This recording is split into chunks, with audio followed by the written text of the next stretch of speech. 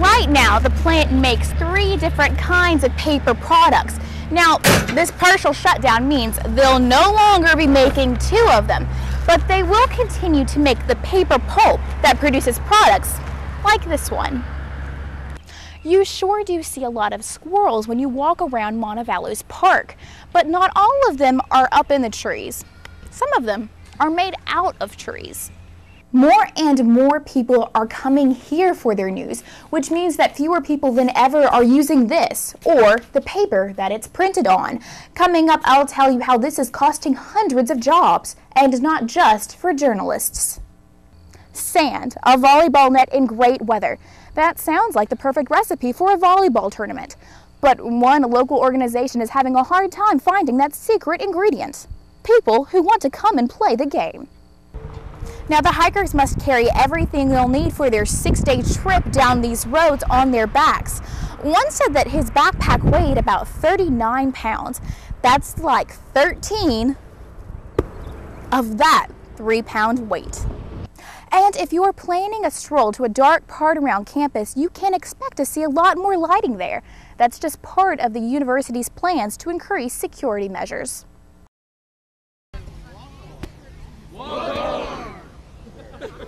In case you missed it, that was Walk Hard, and it's great weather for a walk. But why the photo op? Well, these 5 fraternity brothers aren't just walking to the edge of the block or to the end of town. They're walking almost 130 miles, all the way to Panama City. It's a charity walk called Walk Hard 2011, and so we're hoping to raise money for Camp ASCA, which is the Outlaw Special Camp for Children and Adults. And it all started with a guy in a Superman cape. We're sitting there talking, and all of a sudden this Superman guy who's wearing a Superman costume is walking with a backpack on, kind of like us, and that sparked a conversation like, what is this guy doing? Like, was he just walking around? They never did find out what the man was doing, but it gave them an idea to test their own physical limits and walk to the beach. They recruited some friends, but soon hit a snag. One of our friends who wanted to do it has type 1 diabetes, and he wasn't going to be able to do the walk. And he volunteers at a camp, Camp C. Harris at Camp ASCA. So we decided, to kind of pay tribute to him. He can't do it, so we'll give back something that he gives to. Now, the hikers must carry everything they'll need for their 6-day trip down these roads on their backs. One said that his backpack weighed about 39 pounds. That's like 13 of that 3-pound weight. Of course, they do plan to have some fun along the way. It is spring break at Troy, after all, and they are walking to the beach. Yeah, we're definitely going to stay a few days and relax and enjoy the beach and our friends and everything like that. But just how much fun may depend on how tired they are when they get there. For TV 47 and Daybreak, I'm Brittany Bivens.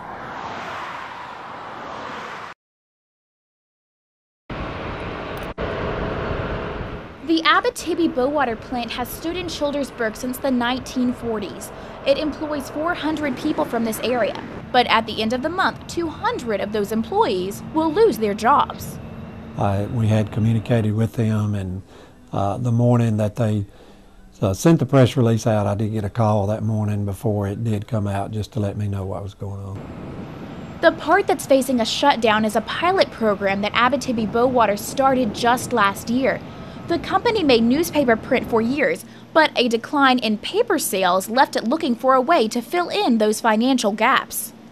We started a pilot project to produce what we call packaging grade, which is like a brown craft paper.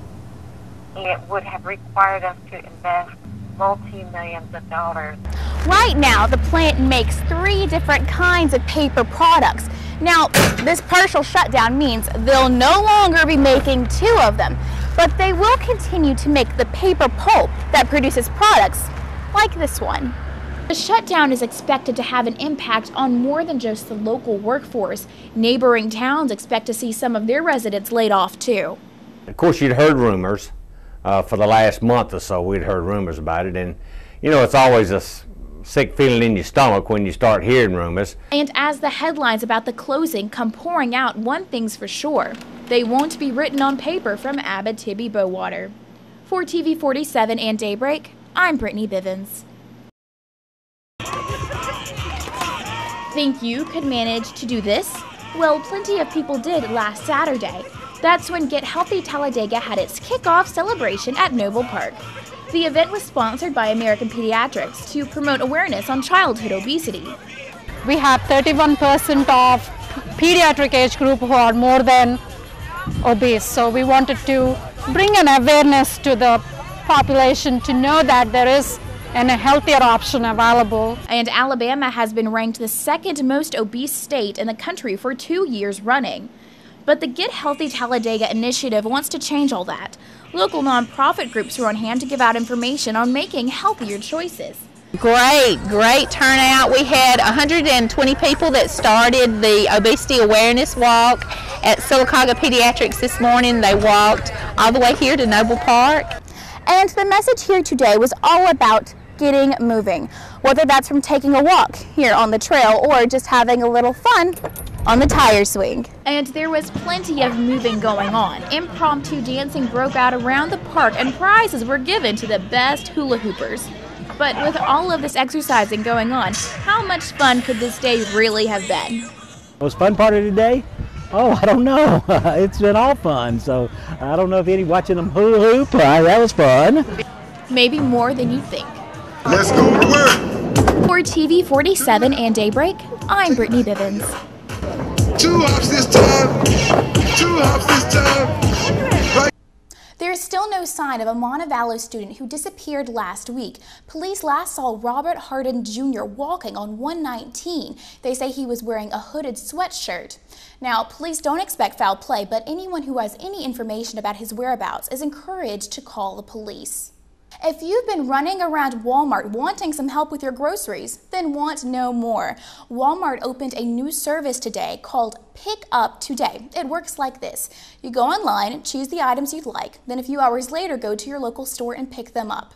Walmart opens the service in 2,000 of its retailers today. That's right, a little marble could get you a lot of green. B.B. Comer Memorial Library is sponsoring the 2nd annual Marble Mania. It's a contest that allows you to pick up an information sheet there at the library.